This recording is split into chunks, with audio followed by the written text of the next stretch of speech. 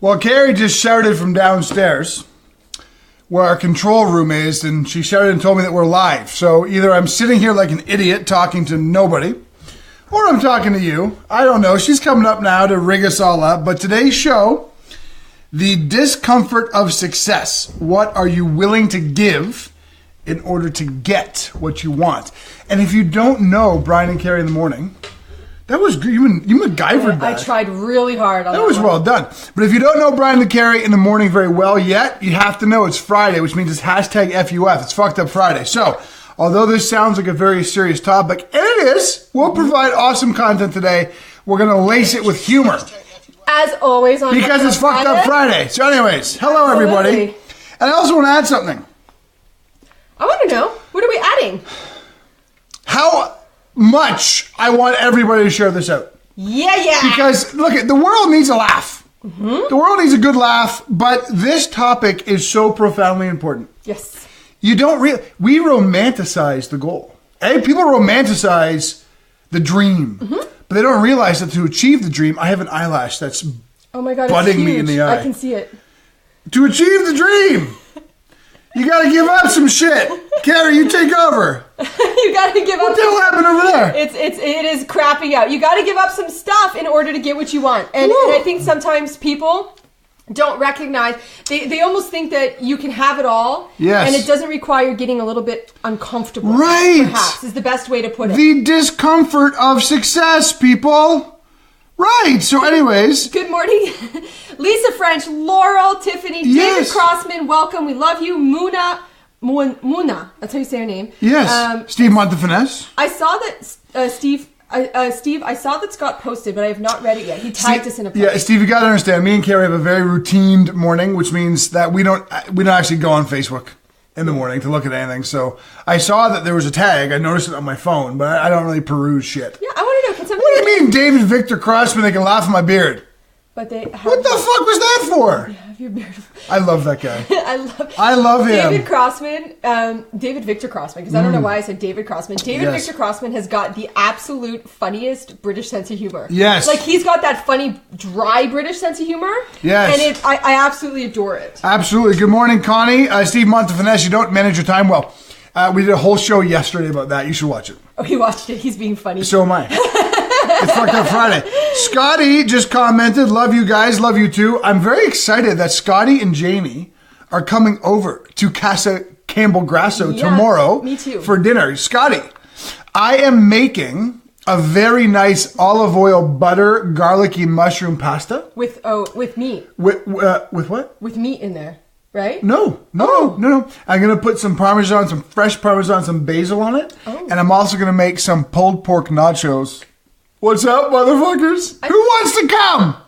I feel a little bit sad. Why? Because I thought there was like pancetta going in this pasta. Oh shit! There's actually some pancetta going in this pasta. Did you see the look of concern on my face? It's Fucked Up Friday. Good morning, Doctor. Oh wow. Wait, who did you say good morning to? To Joe Kearns. Welcome to the show. Nice. Good morning, Dr. Ann Shivas, Carl McPhee, and one of my all-time faves, Chris Goldowski.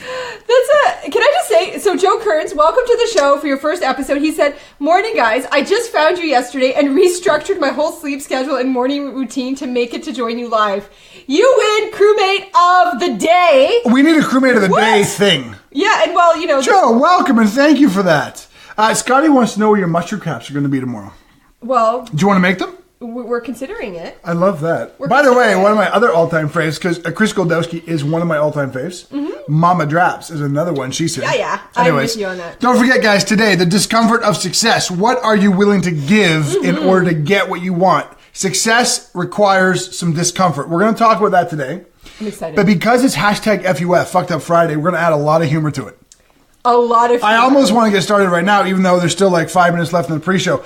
But our control panel appears to be not working. Gloria and David help us. But seriously, we're on air. Yeah. Our control panel seems to not be working, which means this show may not have any bells and whistles whatsoever. But good thing we are the bell and whistle. I was going to say, we're the bell and whistle. Do you want to be the bell or the whistle?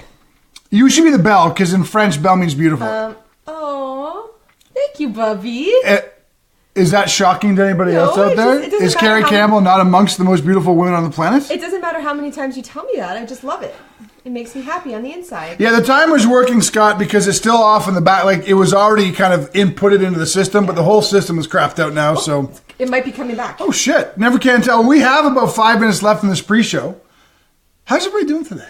Is everybody excited for Fucked Up Friday? I'm very excited for We're going to bring some funny today. You know, I have to ask... Oh, wait, no, sorry. Angela Prather finally got to be live with us. Welcome, Angela. I dig her. I dig her. Oh, I know you love me, David. I love you more. That's the thing. I wanted to say something. Is it plugged in? What did I want to say? Tiffany Maxim's the funny one. It is plugged in. God. I wanted to stick my tongue on a Tiffany Maxim. I know how to plug things in. That's what she said. Yeah. Proceed. I don't remember what I was going to say now. Guys, I apologize if I'm not completely with you at the moment. Yes. I'm trying desperately just to get this kind of booted up, but I will not try any longer than the pre-show runs. Yes. So when the pre-show's over, we're done with that. We're just going to talk. I want to add, Scott Livingston says, L.A. Bell, which means she is beautiful, to I'm a souffle? What is that? You're the souffle. What the fuck? I think the souffle is like the icing on the top. Like it makes you like the souffle is an egg. It makes you like the pièce de résistance. No, it's not. Souffle is a disgusting egg that no one likes except for French people. No. I think that I'd like to take it my way. And I also want to add that that's the third time this week I've used the expression pièce de résistance. Is it really? That? No, I've not. 3 times this week. You know what? I think right, we need Chase back. We need our producer back. I'm with you, Angela. Gosh, darn it, I hate that school thing. Can I add, by the way, that I think we should have, like, at the beginning of the week, we should pick, like, you and I should pick, like, the sentence of the week. Yes. And we should just randomly drop it and see if people can figure out the sentence throughout the week. First of all, Scott says souffle means whistle. I think he's got that one wrong. Oh, souffle. No, it's right. No, he's not. Right. He's right. I'm very French. Now, I'm going to tell you a story about what you just said. We need to pick a sentence of the week and say it as many times as we could. Here's a great story that's, I think, funny to kick off Fucked Up Friday, since we have 3 minutes left in the pre-show. Absolutely. Dr. Kwame Brown's a great friend of mine and brilliantly beautiful man. He's just his mind, his disposition, wonderful guy. And he and I used to work together in the IYCA. I founded this organization, and he was the first person I hired. Just an amazing guy. And he was like the executive director of the IYCA while I was CEO. So we did a live event in Chicago, a live certification. And just because, you know, Kwame's funny. He's very funny. He's a funny guy, right? Yeah. Just before we got introduced and we started taking the stage and teaching for a full day, he says to me, I remember the story. He goes, "Hey, Brian, I got a challenge for you." I said, "What?" He said, "Either one, like we were the only two teaching that day." So he goes, "Whoever says, drop it like it's hot, wins. But here's the rule. You can't laugh when you say it, and it's got to make contextual sense." That's a way to make a good... So for the next 8 hours... keep you entertained. I am teaching all this content about, you know, psychological realities of growth in children and adolescents, and I'm trying in the back of my head to see where I could fit. Drop it like it's hot. That's awesome. He won, by the way. Why am I not surprised? Because he's ridiculous. Kwame doesn't really pay attention to much. It's probably just, that was his focus when he got up there on stage. I just want to, I don't feel like I need to apologize for this, but I just recognize as I turn towards you, everybody got a little bit of an extra boob shot because my shirt's a little bit low. So I apologize for any wardrobe malfunctions today. We should apologize for racism in our society. We should apologize for sexism. We should apologize for third world famine. We should apologize for genocide. We should not apologize for the fact that everybody watching right now might get a bit of a boob shot from you. I mean, does anyone else disagree? Am I in a disagreeable category right now? Brian Sakowitz, I wasn't watching. Oh, y'all are, you guys are lucky that the internet makes me wear clothes. Because I can't stand clothes. Oh. Okay. Golly. I have also decided, by the way, that when the timer runs out, fuck it. We're done. I'm gonna do our show opening with a little ditty. Just for the record, Neil McDonald is with me regarding the boob shot. This did start as Fucked Up Friday for me with technology. Well, we're right there with you, Chris, because our entire system just shut down. It's the bloody moon. The bloody moon, I'm telling you, it impacts the technology world. You know, can I tell you something? Neil McDonald says you guys are great. We think you're great. I love... Oh! Just for the record, Neil McDonald, if I'm not... I think I'm getting this right, is the one who I mentioned to you about this morning, Tom Foxley. Oh, Tom Foxley's a killer. I love that kid, man. Big hearts for Tom Foxley. What a great guy. It's okay. They're nice looking, says Cynthia Goldman. Well, thank you, Cynthia. Are we going to shut that down now? Yeah, we are now, because it's like... Yeah, okay, well, I tell you what. It's going down. The countdown is done. Carrie, you chime us in. Brian and Carrie's world. Let's eliminate your limits. Woo! Hi. Welcome to Brian and Carrie in the morning. Today is hashtag FUF, which is fucked up Friday in our world.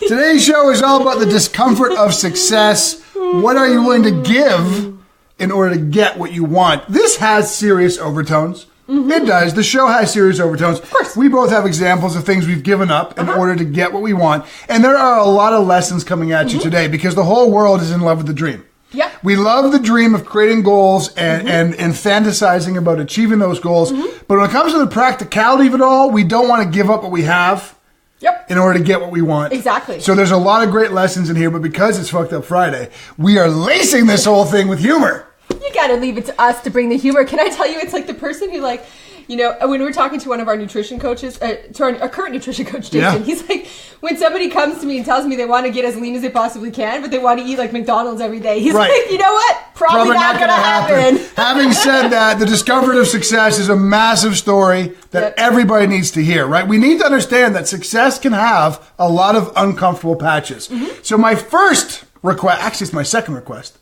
today, is, could you please share this out right now? You gotta share this out. Brian Sackowitz is here. You don't want to piss that guy off because he's gonna come and get you. So, can I say something? He's gonna come and get you. I am officially gonna, every time that like Brian says something like that, I'm gonna pretend that I'm the lower third banner. Okay, so that's number one. I'm gonna do that in 1 second. And my additional thing is, I had all these really awesome graphics today with FUF. Right. And what are you willing to give up? But anyways, share this out. That's share. Lower third. Thank you, Carl McPhee. Now let me add one more thing. Even though we don't have cool graphics today, how do we start every show? Ready? Go. Where my crew at? Crew. Yes. All right. Today's show. Yes. What you got there? I love that everybody's like, what's with the flower? The Facebook flower? Yeah. And now Brian Sackowitz asked the question and he's getting an earful of shit.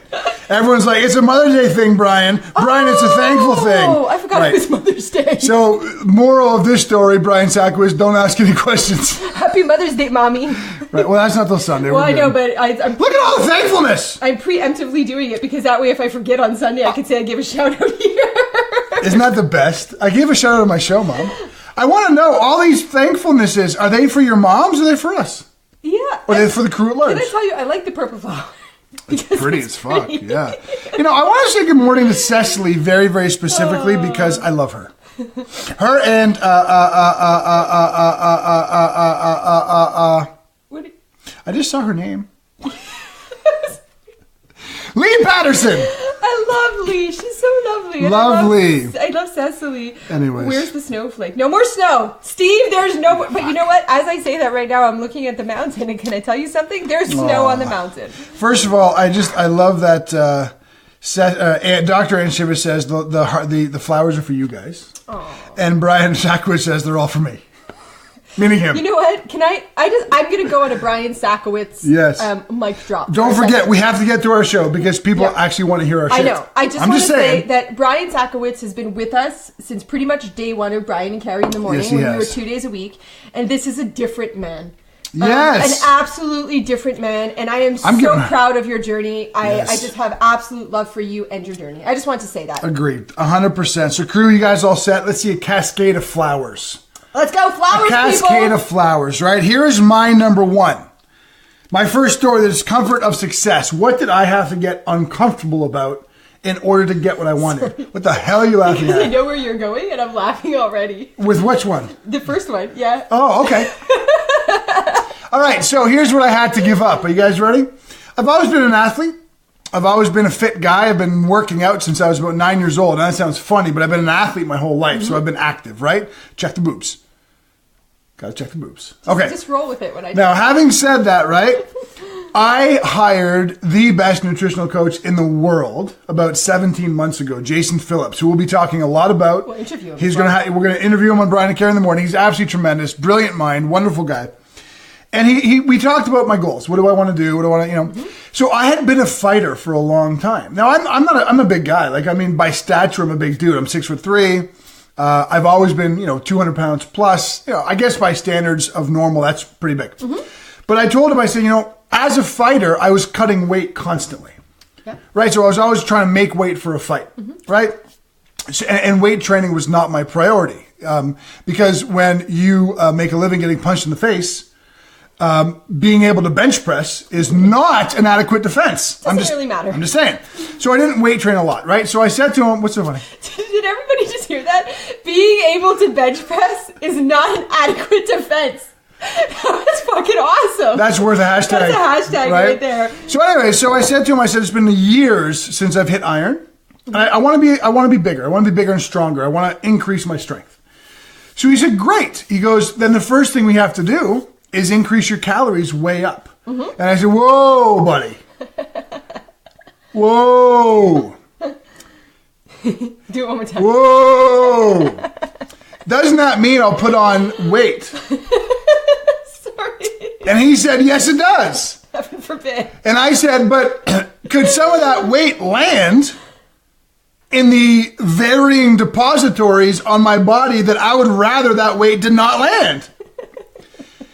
And he said, yes, it will. And I said, Jason, I'm going to get a little chunky. And he said, yes, you are. Now, what's the point? Ooh. Here's the point. The dietary industry is really, really stupid. Mm-hmm. And consumers, my heart bleeds for them.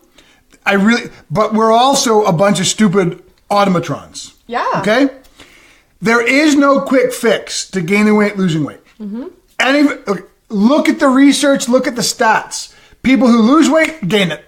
Every single time. Yep. I mean, it's like 95%, okay? Here's the issue, what Jason explained to me. Because I was a fighter for so many years, mm-hmm. and I already explained this, every fighter does this. Every fighter does this. You train at 220 pounds for 9 weeks, yep. But you fight at 205. So in the last 2 weeks, you're cutting 12, 15 pounds to make that weight. Mm-hmm.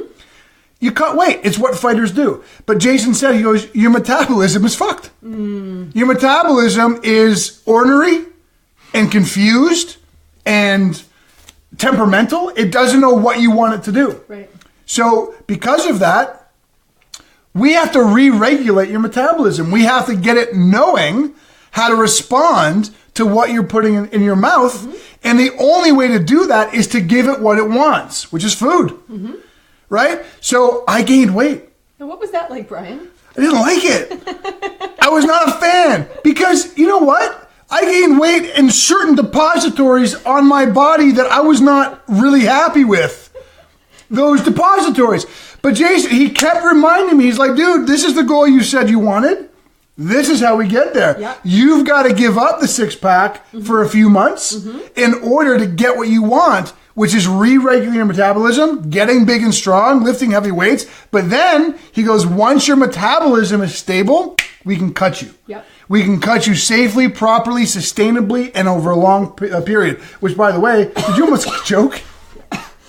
I saved it. I thought. Oh my God. Which, by the way, is our cut starts next week or the week after. In about 2.5 weeks. Yeah. Right. So now I'm going to go on about a 4-month cut where I will cut down to my fighting weight, but be able to stay there. Yep. Comfortably, easily, blah, blah, blah.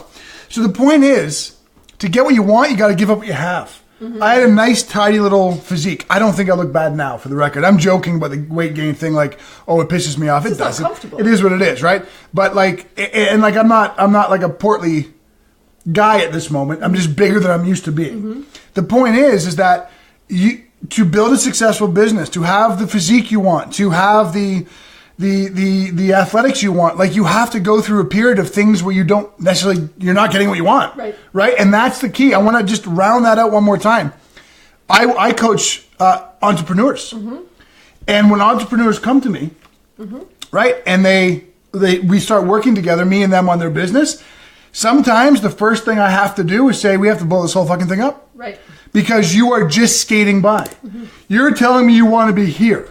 You want to have $1 million of revenue a year, and that's fine. That's great. It's even achievable. But I'm telling you, in your current model, you're not going to get it. Yeah. Because you have too many limits. We have to deconstruct the entire thing and rebuild it properly. That's my metabolism. We had to re-regulate my metabolism to function well. I had to give up what I had in order to get what I wanted. And that was uncomfortable for a period of time. Yeah, I want to add to that one. Yes. Because I think that, so Brian and I, we both share this experience, right? Now, the difference, because I had to go through the same process of healing my metabolism. Yes. The only difference between Brian and I is I've actually gone through one cycle already. That's right. So this is my second phase of gaining. But my first phase was an absolute clusterfuck. Because it really was. Like, it's like all of a sudden the clothes that fit you like 5 weeks ago no longer fit you. Right. And I gain, like my area that I gain in is my legs and my butt. So Sure. like I all of a sudden am not comfortable in my pants. I was like growth phase, you wear spandex. Like that's what I wear. Right. But I want to add one thing is that like part of the, I think one of the things that we've talked about this in particular is that when you know where you're going and you're working on your mindset, right. What happens is that you're able to say, this is my job right now, this is what I'm doing, as opposed to saying, I'm getting fat and I'm not good enough. Right. Because so many people have stories about body image and stuff like 100%. that, right? So it can become not emotional when you know when you're going. That was brilliant. Well, brilliant. thank you. I tried A couple of comments that came in were great. Neil McDonald, no growth without some discomfort. 100% yes. Doesn't matter what area of life we're talking about. Lisa Arsenault, I'm ready to hashtag blow this whole fucking thing up. Yeah. Love that. I love how Billy always says, working with you put me on a whole new direction with his business. Casey Arnold, one of our all-time faves. Good morning, Casey. She knows that whole metabolism thing as well as anybody in the world. She's a student of Jason Phillips, and she teaches it now to her clients beautifully. I really, really love John Delancey's comment. If you're an entrepreneur, what he just said there is masterful. So you're going to recognize the language.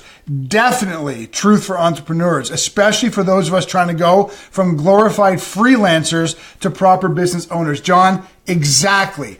It really isn't that challenging to start a business. It really isn't that challenging to monetize the business. What's challenging is to understand profit margins, time consumptions, energy in, energy out, cash flow.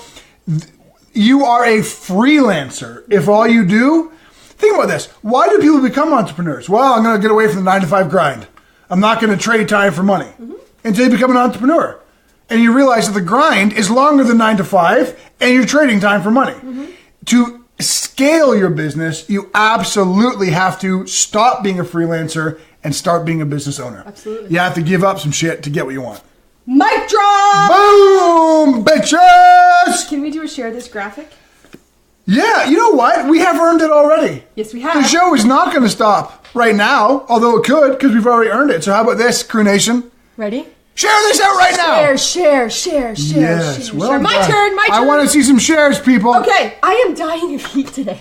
Oh my god. It's actually warm. Kat, we're glad you're here too. Okay, so I have a bunch. I just listed a bunch of things. One of the things, and I'm going to go with the flow of physicality for a second. So in order to get what I wanted, I had to give up my absolute hate for cardio. Fair point. You have got to understand this, okay? So my whole physical goals, my body goals are based between strength and muscle development and then leanness, right? I like going back and forth between the two. Which is the smart thing to do. Which is the smart thing to do, et cetera, et cetera. But so if you had known me like 2 years ago, I like prided myself on the fact that I didn't do cardio. So I would tell anybody who would say, how much cardio do you do? And I'd be like, I don't do any cardio. Cardio. Like, I only run when there's a bear chasing me, right? Like I was so proud of that. I hate cardio. Yep. And then I went through my first cut phase with Jason. I started in last July or something like that. And he was like, yeah, so you've got to do cardio every day. And I was like, fuck. Every day? I was like, you've got to be shitting me, right? So the first 3 weeks were an absolute nightmare. Yeah. And I wanted to give up. Oh man, did I want to give up like 100 times because you're sprinting and your chest hurts and you're like, can I please just go back to squatting 300 pounds? Because that's so easier. much easier. One and done. Yeah, but like, you know what? I have no problem admitting that like I had a very strong story about cardio. I didn't want to do it. I hated it, but I was like, you know what? I'm going to suck it up and get on the treadmill and sprint my ass off. Yeah. And it worked. And I have to be honest with you, at the end of the phase, I actually loved my cardio time. We're going back into a cut phase. The first 3 weeks are going to suck. Absolutely. I got a couple of things. Cecily asks, are you talking about steady state cardio? I'm talking about both, Cecily. So intervals and steady state. Yeah, right? You know what I did? Because I had to occupy myself, I started listening to podcasts when I was doing steady state. The intervals help you increase your metabolic burst, and the steady state put you in a farther calorie deficit. Yeah. Thus the need, right? Yeah. By the way, can I say something comical? Yeah. I'm a power athlete. Yeah. Like, you should have seen me as a boxer. You know how boxers are smooth and they dance around, right? And they throw like, you've watched me fight. Yeah, of course. You throw like 6. Yeah, that wasn't me. I'm a big guy, and my bet when I fought anybody was that I can hit him harder than he can hit me. So how much did I move? I basically stood fucking still and just said, "Come, just fucking stand in front of me. I'll hit you, you hit me, and we'll see where it ends up." Yep. So I'm with you on the whole cardio thing. I'm a power athlete, which it got me thinking. So many people can't relate to. If you're not a power athlete, you can't relate to us. Yeah. I would rather squat 450 pounds twice than 185 pounds 15 times. Yeah. And if you're not a power athlete, you can't relate. Because the non-power athletes go, wow, 450 pounds on your back, that's heavy. But I'm like, yeah, but you have to go fucking down and up 15 times. 15 fucking times! And you know what? It's that's so like true. A minute of exercise. It's so true. I'm the same way. Like my body, if you guys have met me, okay, so Steve Montefinesse can chime in on this. He met me last weekend for the first time in person. He's like, you're like more like stocky than I thought you are. I am short and stocky. Yeah. I am meant to lift up heavy stuff and put it back down again. Absolutely. So I'm not a gazelle. Yeah. Right? It's not natural for my body to do that. Absolutely. Anyways. I used to train at like national team and Olympic sprinters. They're funny. Eh? Yeah. Because they're so lean and strong. You don't realize how they train, though. Yeah. Like Olympic sprinters, they are the laziest animals on the planet. Oh my God. In terms of athletes, I've never met lazier athletes than sprinters. You would never put those two words together, athlete and lazy. Right. But this is what sprinters do. They warm up, kind of, for 3 hours, which mostly means they talk and shoot the shit. Then they do one sprint, which blows your mind how fast a human being can move. And then they spend the next 25 minutes telling everybody how fast they are. I'm not shitting you. I'm like, when I first started training sprinters, I'm like, are these fucking people serious? Right. Anyways. Yeah. I love it. Little extra story there for you. You know what, guys? I want you to think about things that you've given up in the past or currently in order to get what you want. Because we want to hear, this is not just about us. Absolutely. This might be Brian and Carrie in the morning, but it's really Brian, Carrie in the morning and crew. Brian and Carrie and the crew. So we want to know from you as well. Good morning, Bobby Barrett. I love her. Oh, Bobby. All right. I love you, Bobby. For everyone who doesn't know, she's in the UK. You think? That's the way we talk. Or Australia or wherever the hell that accent's coming from. All right, so let me tell you. How are we doing so far? Are you enjoying it? Are you enjoying it? And are you, through our ridiculousness of humor, are you getting some great lessons? Are you resonating? Yeah. I want to know before I give my number 2. Because we can do FUF Friday. Well, we could do FUF and make a powerful point. Who does that? Well, we do. Funny and smart. Can everyone stop saying hi to Bobby now and tell us if we're doing a good job, please? Fuck. This is our show. Welcome, Donna Elwin. John, I'm a recruiter now. Oh, I love that. John is saying that he's recruiting people to come and join the show. Welcome to the show, Donna. Kelly and Casey are loving. Sakowitz says it's okay. Sakowitz, I like you better when you're our share police. Not our sarcastic friend. Amazing job, Casey Arnold says. Oh, you guys are the best. I want to give a shout out to Casey Arnold, who just got married a couple weeks ago. Happy nuptials, kid. Félicitations. That was French. It was French. Like me. Okay, my number 2. Who's ready? I'm ready. Okay. Okay, so this one actually may resonate with a lot of people. For reals, okay? Carrie and I talk about let's eliminate your limits. Yeah. My greatest limit in life was the story I had in my unconscious about money. Yeah. Okay, we're broke, we're destitute. At some point in our lives, we're going to probably live on the street. I mean, I don't even know how to begin telling our wonderful crewmates how ridiculous, thick, and oppressive that story was. Can I give some examples? Of course, yeah. Fucking make fun. Guys, I want to say this properly because, I think sometimes people can take talking about money as like an arrogant thing. I'm just using it as an example, okay? So we had like $250,000 in the investments. And like, we were like traveling somewhere and, I was like, you know what, let's just upgrade to, first class or something like that. And Brian legitimately asked me, but do we have enough money for that? And my face is like, what? I don't even understand. Can I do it more my style? Of course. You say, hey, man, we're just going to upgrade to first class. We're just going to upgrade to first class. We're going to upgrade. When does it stop, Care? Like, we're not fucking made of money. Fuck, first class. What are we fucking, like, you know what I mean? Like, we can't just keep spending money all the time. That was me. You should have seen the stress in this guy's face because I'm trying to you ever have that moment where the other person you cannot relate at all and factually that it's like so far from left field and I'm like trying to comfort you. Well, let's talk about my face for a second when I had my money story. Picture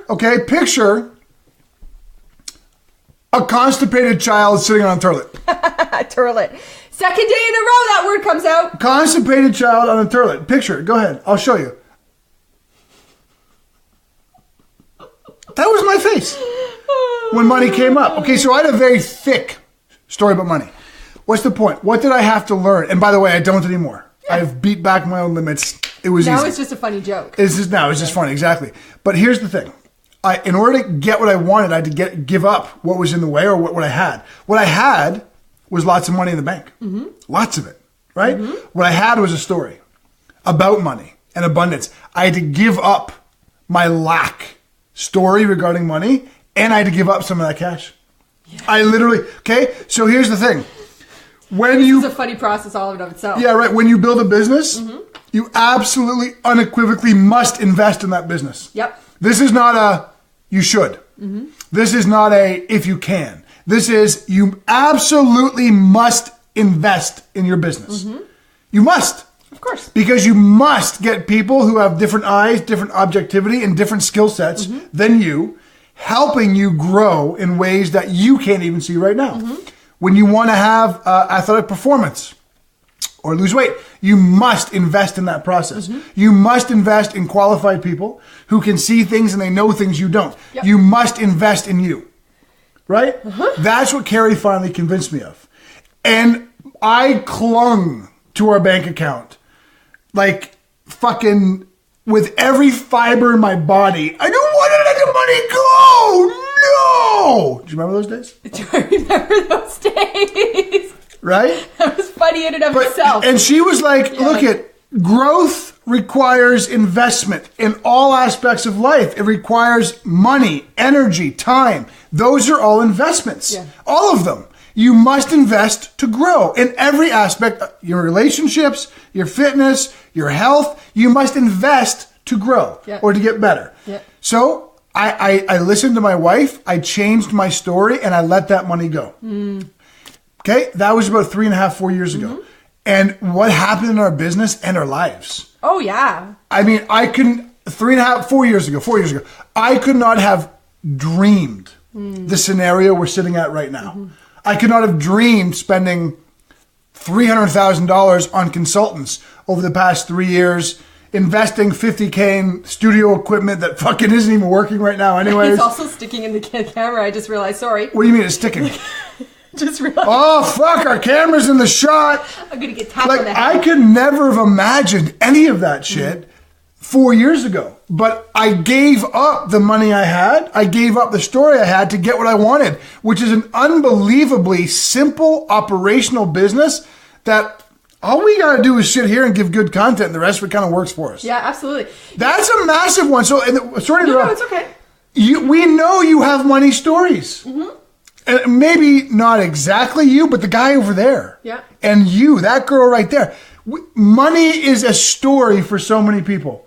Unless or until you start investing in yourself in any aspect and eliminating the limit of that story, you will be playing mediocre for the rest of your days. Yeah. That is a massive, massive honesty for you. Yeah, absolutely. You know, I remember the early days of that. So, you know, we've talked, I won't go into all the... I'm still interrupting you. Yeah, it's okay. Go ahead. Sorry. John Delancey, don't even know if you're being sarcastic. I don't think you are. I saw it. It's the answer to that post is yes. John says the moral of the story, find financial freedom by upgrading to first class. Yeah. Yes. Yeah, you know, one of the... That's exactly right. Yeah, absolutely. And we could talk about the spirituality and the energy of it all.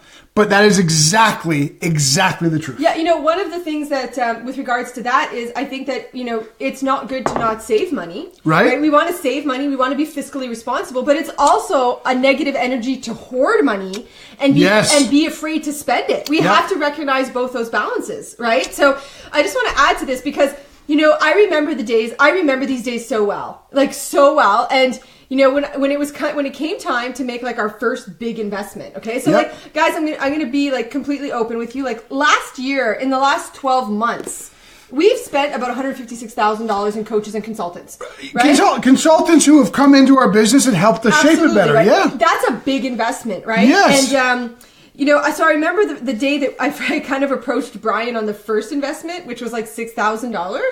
So it was like So I was like, you know, I think we should do this. And I was like so trepidatious, right? Yeah, because I was shitting my pants. Confused, constipated face went to scared little child who's not sure if we should walk face. Yes. And he was so like... he was so nervous about that first step. Yep. But like there's a reason I'm telling you that, okay? Because you don't go from...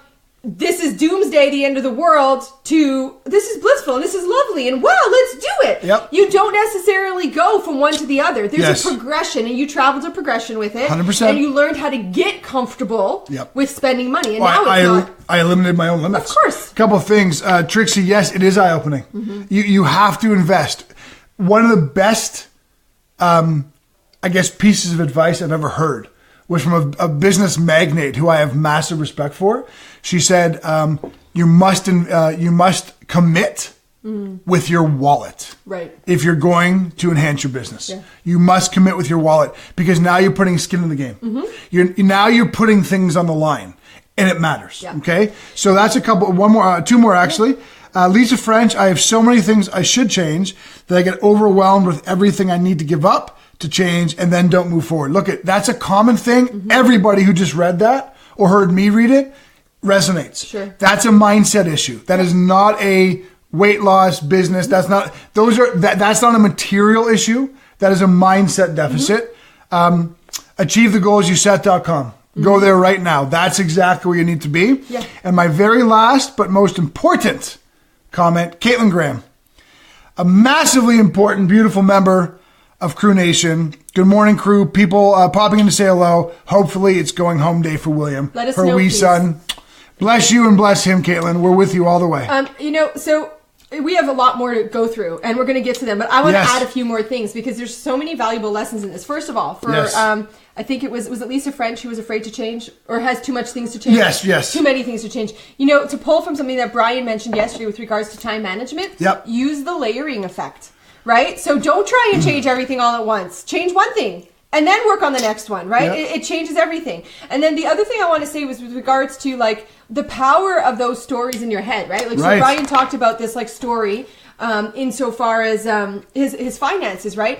And it means that he sees the situation completely different than I do. Right. Because like, so we're going to take this situation. We have $250,000 in the bank and we're going to spend $6,000. And Brian's story used to be that he would panic.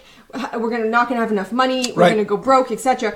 And because I don't have a story, my head was like, well, we made $250,000 once. Right. So I'm pretty sure we could do that again. Absolutely. I think we're okay. But that's the power of the absolute difference between what happens when it processes in. Sure. Right? Well, I can tell you, if you've lost weight but gained it back, I can tell you why.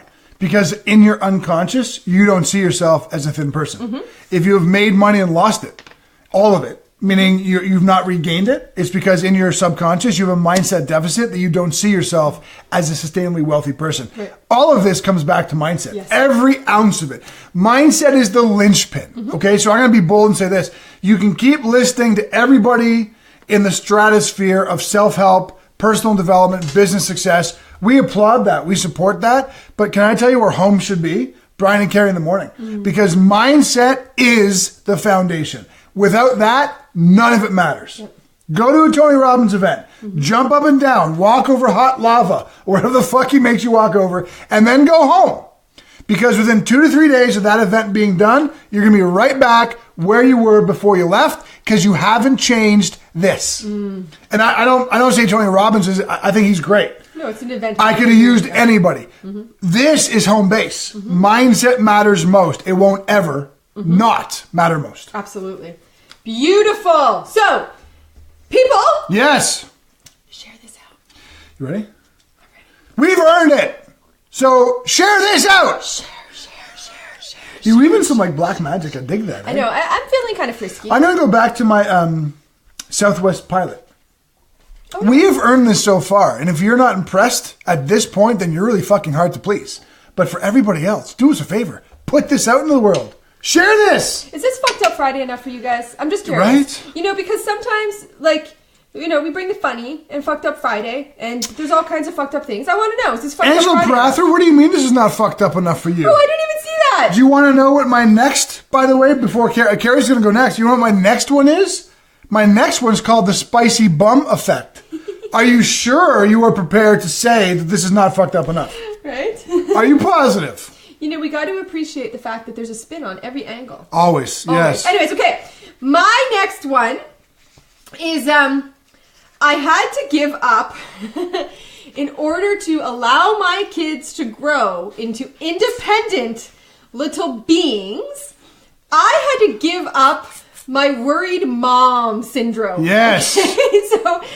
So this one is like, it's funny to me because I don't think like everybody understands the worried mom syndrome. Yep. And so, you know, like, I'm really not. I'm not one of those moms who is an over worrier. Like, I'm really not. But there's certain things that cause me strain as a mom. Okay? And there's two of them that I could think of right now. One of them is that my kids are never going to have enough food in their tummy. That has been consistent since they were little children. When Brian first moved in, I would make the kids lunch and like literally put enough in there to feed like a small village for a week. I would be full. Brian would be like, why are you putting so much food in there? Maya's 4 years old and she's 3 apples high. I don't think she needs 6,000 calories. So that's one of my examples. And the other one is, we lived in the city before, and the kids would walk, you know, Chase got to the age where he was like, Mom, like, I really want to walk home from school. And I grew up in the country, right? So the city for me was like a scary thing that I didn't know insofar as kids. So, you know, Chase is like, I want to walk home from school. And my answer is like, what? You're going to walk home from school?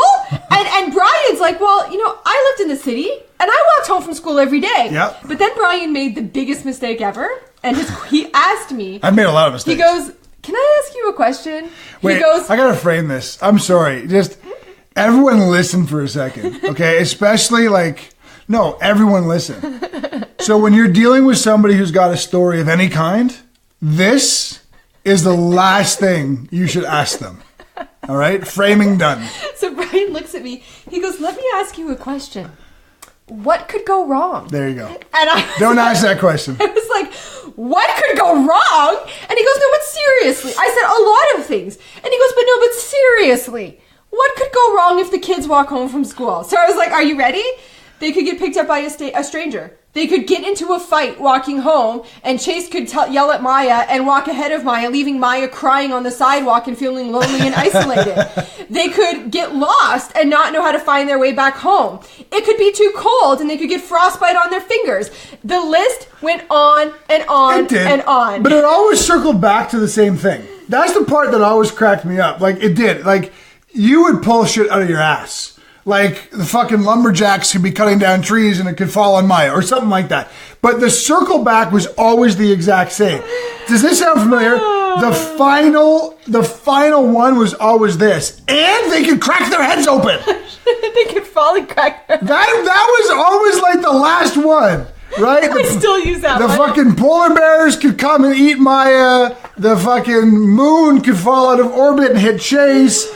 But the last one was all, and they could fall and crack their heads open. Yeah, right? But so you know what I did? Because I recognize, because my background is in child development, right? So I kind of recognized that, like, I needed to let go of this because it was causing strain for everybody, right? So what I ended up doing is I ended up essentially, whenever we made a decision that made me feel uncomfortable, I was like, okay, you can do this, but you got to give me 5 minutes to give you all the things in my head that you need to be considerate Which I of. think is awesome. And everybody would Yes. entertain me, and then we would be good to go. Great comment here from Giselle. Good for you, Carrie. That's huge for letting your kids grow independently. And that's the point. I also want to add, Kristen Mahone-Johnson levied a great comment as well. I try to worry for my boys, not necessarily about them. And that's exactly it. is. No, you're not saying to mom, stop worrying.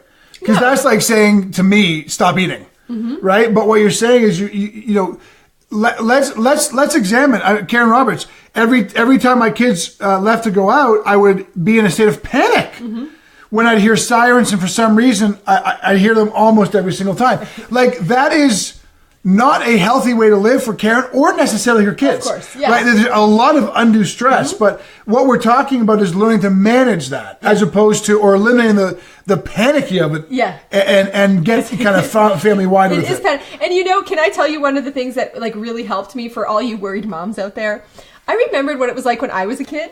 Yeah. Because literally the kids go, I'm full admission. The kids go out to play here in the backyard and I'm afraid they're going to fall out of a tree and break their neck. Like, it's the instinctive thought I have. But like, when I was a little girl, I lived in the country. I would spend 4 hours sitting up in a tree reading a book, not worrying about a branch breaking. Sure. So like, I remembered what it was like when I was a kid and found the calm. Well, there. can I add something a bit more like on a serious note? Okay. I don't mean this like judgmentally. It's just what we see. We know grown adults, 18, 19, 20, 23 years old, who still rely on their parents.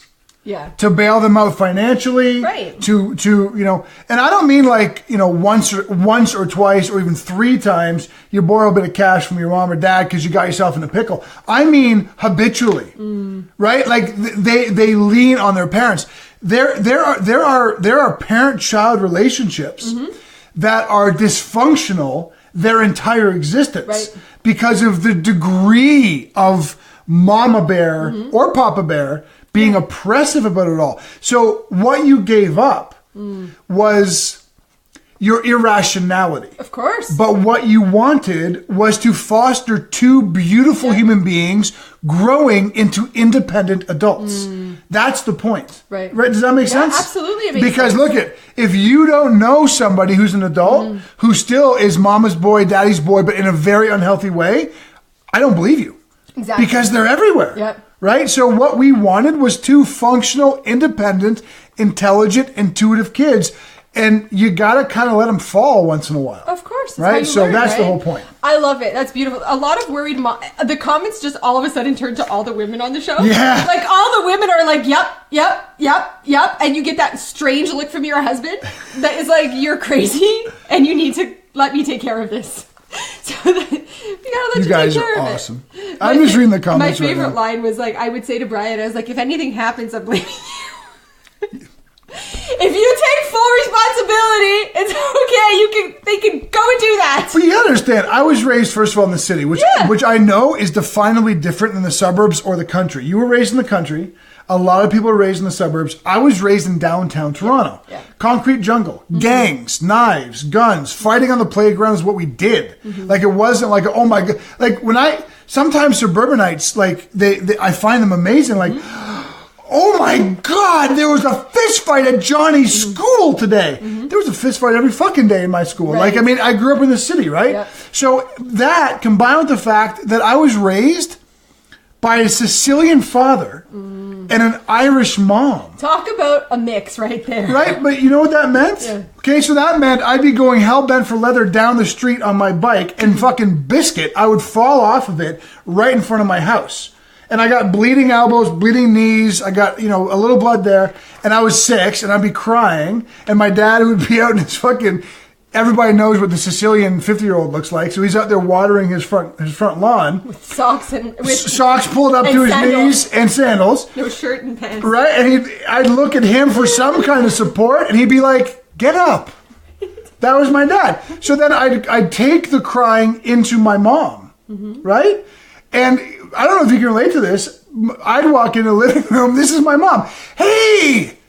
You're going to get blood on the carpet. Get back outside. My mom was the same way. So, like, I didn't get what if he fell off and hurt himself? I didn't get it either. Right, exactly. Yeah, so I'm not conditioned to it. Yeah. Anyways. Are you guys enjoying yourself? Can I tell you something? First of all, John, you take the cake this week for the funniest of the week because he's like sending emails. Let me know when we get back to the man thing. I'm just kidding. First of all, that was great. It dawned on me that we have no clock available to us. No, I got it right here. We're good. I looked at the clock. I'm like, God, like we could just go forever. Absolutely. I'm gonna do one more. But me too. Because I have like 7 more. Yeah, I have one more. Yeah. So, guys, here's what we're gonna do.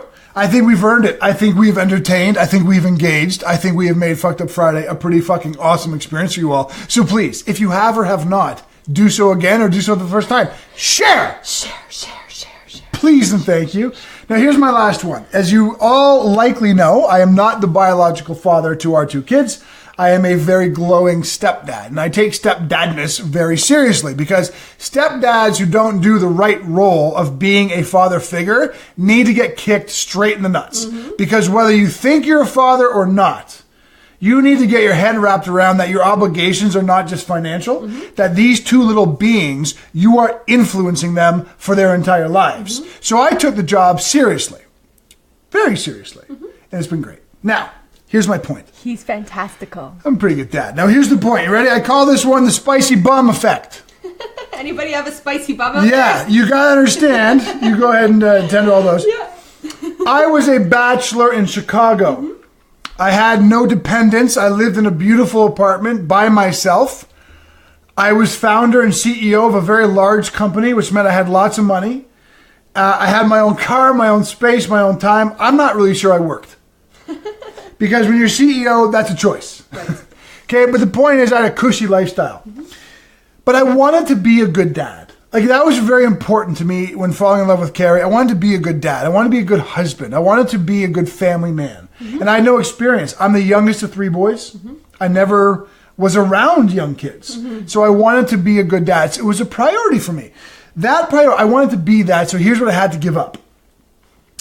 I was not expecting that at 2 o'clock in the morning, I'd be woken up by a 5-year-old boy at my bedside. Why he chose to come to me and not you, I don't know.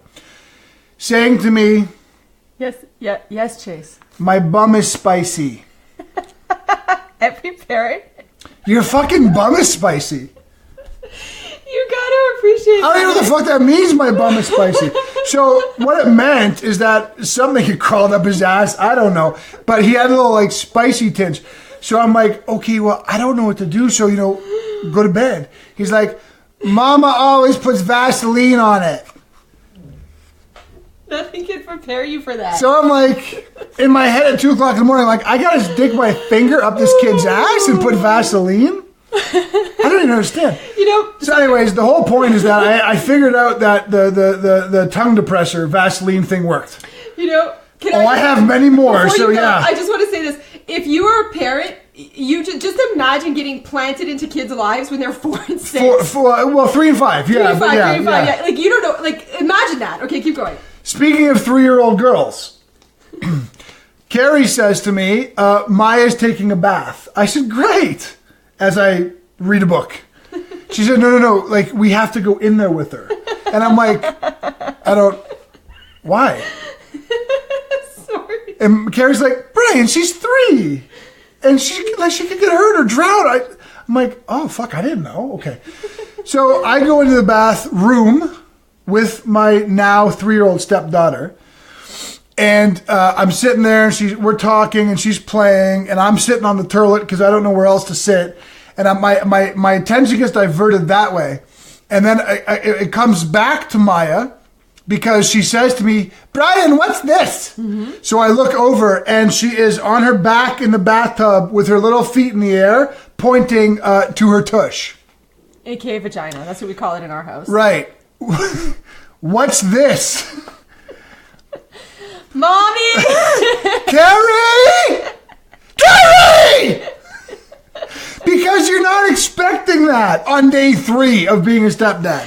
All right. Oh, by the way, people have such funny comments. Cecily Casey, we had to look with a flashlight in our son's butt in the middle of the night to check for worms. Yeah, like you can't equip a stepdad for that one, right? Number 3. Mommy comes to call at 3 o'clock in the morning. I'm like, I'm a hero. Carrie, you just go to sleep. Yeah, you were so sweet. I got this. Mm-hmm. So I go downstairs because Chase is having a nightmare. I walk into his room and I say, buddy, what's going on? You okay? He's sitting up in bed. He's looking all sad. And then he points to the window in his bedroom. Which is this big, by the way. And he goes, could an owl crash through that? And I'm like, no, a fucking owl couldn't. Why the fuck would an owl crash? Are you serious right now? So I'm like, well, no, Chase, an owl couldn't crash through that. He's like, I think it could. So I'm like, no, buddy, go back to sleep. There's no owls crashing through your window. And then he goes, yeah, but no, I think it could. So now I'm trying to, because I don't know how to talk to kids. I'm trying to rationalize, and I'm meeting his energy. So he's like, yeah, I think it could. I'm like, well, no, it's not going. Just go to sleep. Okay, so that was number 3.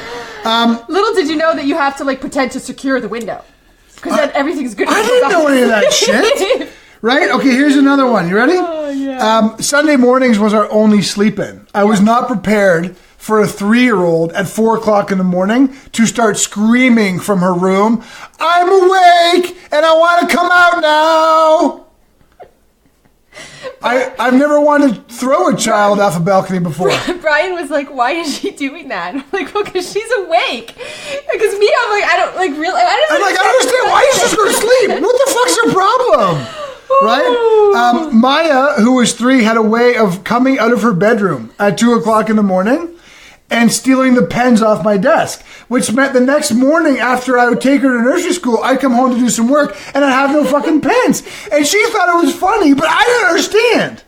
I still don't understand that one. So stressful. Can I just say, Kristen Mahone Johnson sounds like Drew. He worries all the time and says things like, I can't sleep because my eyelashes hurt. What the fuck? His eyelashes? Right? I wouldn't know to say that. And then... Ooh, right, Kat? I'm dying too. This is hysterical. So I have 2 more.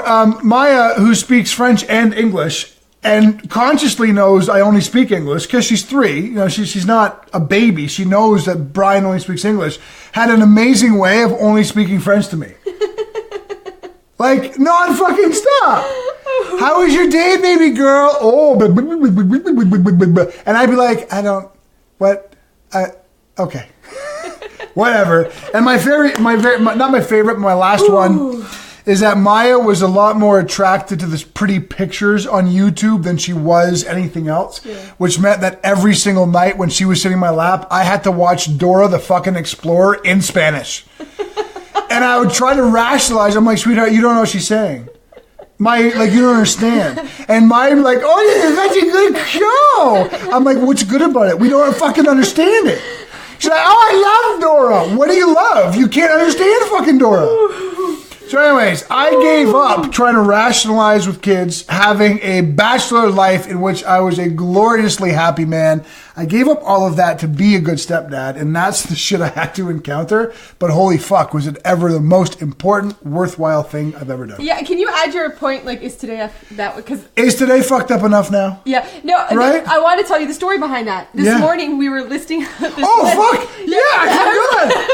No, I'm like, tell the story! Well, I forgot, okay. So, me and Carrie are listing all these things. I'm writing down, spicy bum, and Maya's vagina, owls in the bedroom, wipe my bum, I'm ready to come out now. And I'm listing all these things, and Maya, who's now almost 12, says to me, she goes, oh, is today fucked up Friday? How great is that? How great is that? Our kids know the days. Yes! First of all, you guys are all killing me. Mona says, better than when they tell you, the 2 ladies are making me laugh when you're the only one there.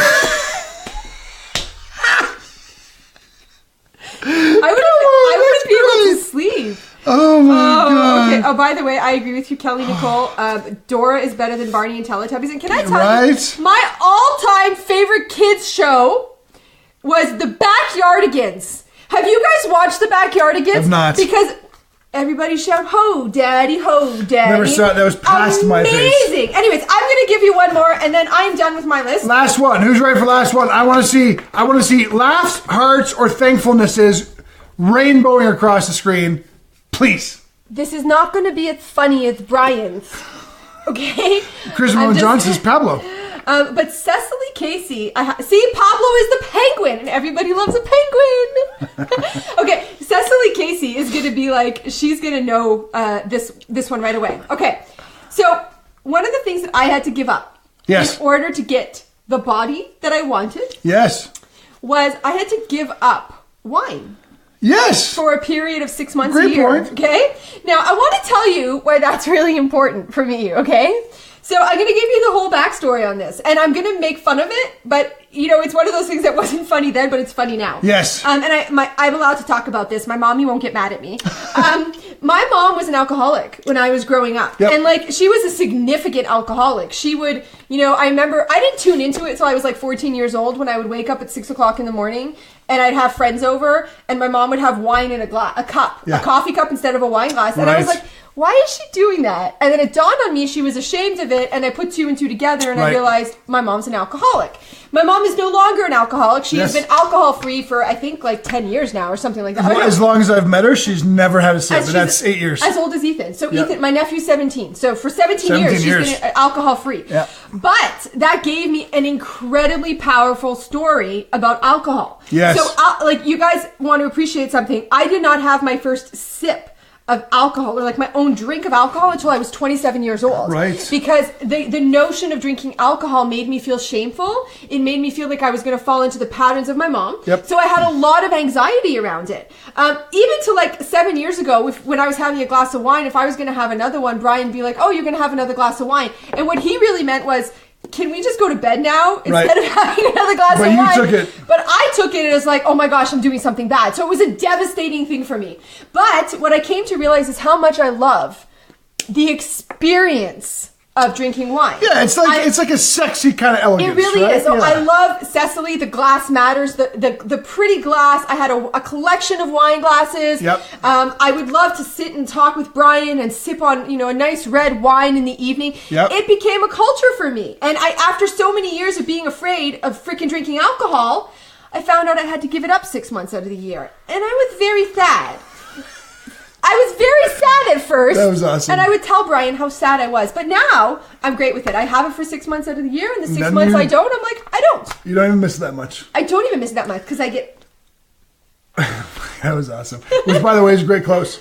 Because when you give up what you have in order to get what you want, you come to realize it was the right move, and you don't even miss what you had. Exactly. Great way to close the show. I did it on purpose. We hope that we fucked up enough for you guys today, made you laugh a little bit, because that's what FUF is all about. And we hope we laced in some really important things for you to consider. Yeah. Having said that, I just want to say Connie Harris just shared our show. Thank you, Connie. I don't even think I know your name. Like, are you new to Brian and Carrie in the morning? If you're watching and you're new to Brian and Carrie in the morning, could you chime in and say hi? I'd love, and Chelsea Love and Jen Langolis. Langua. Not French. French, not French. In charge, not in charge. I gotta tell you guys, thanks for fucking me. Yeah, you're the best, Neil. I already miss every Friday when we close our show. I legitimately miss you all until Monday. So having said that, come back on Monday, because we're gonna, be awesome. Yeah, and we have some surprises next week. I just wanted to say we have some really big surprises next week. Gotta listen.